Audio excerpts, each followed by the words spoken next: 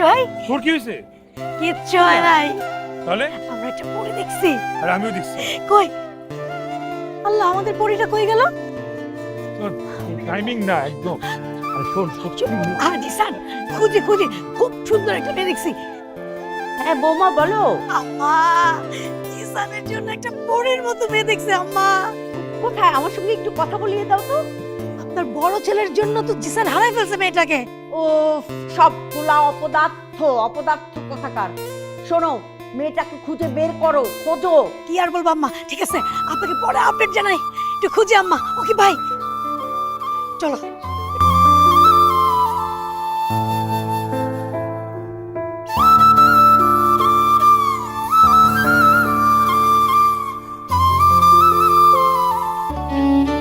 ভাই জিসান, পরীর সামনে যাও, তাকে ইমপ্রেস করার চেষ্টা করো যে কোনো বাহানায়, এবং ডিটেইলস বের করে নিয়ে আসো।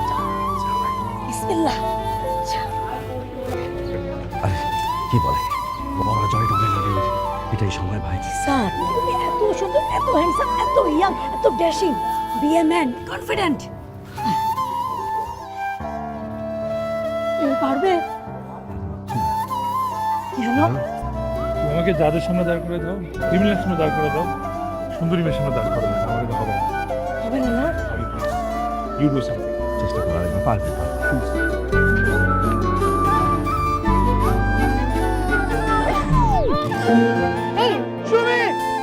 অ্যাক্টিং, এটা অ্যাক্টিং। ভাই এখন অ্যাক্টিং এর সময় না।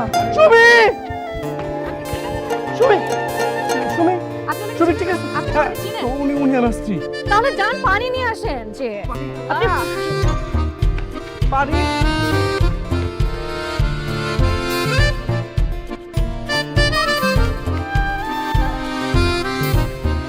আপনি ঠিক আছেন? ঠিক আছে। কোথায়? পরে ঠিক আছেন আপনি? আমি ঠিক আছে। তোমাকে দেখার পরে আমি একদম সুস্থ হয়ে গেছি।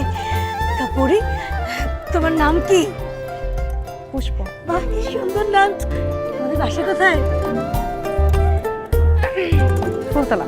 ফুলতলা কোথায়? ফুলতলা আমাদের বাসার আশেপাশে কোনো হাসপাতাল নেই। আপনার এখন হাসপাতাল যাওয়া উচিত। না, আসলে ফুলতলা অনেক বড় ফুলতলা জায়গা। হলুদ মসজিদের পাশে আমাদের বাসা। হ্যাঁ, রাকিব হোসেনের নাম বললেই যে কেউ চিনবে। আমার বাবা অনেক ফেমাস। ঠিক আছে, আমি আসবো কিন্তু। হ্যাঁ, ঠিক আছে। আমাকে আপু বলো, আন্টি না।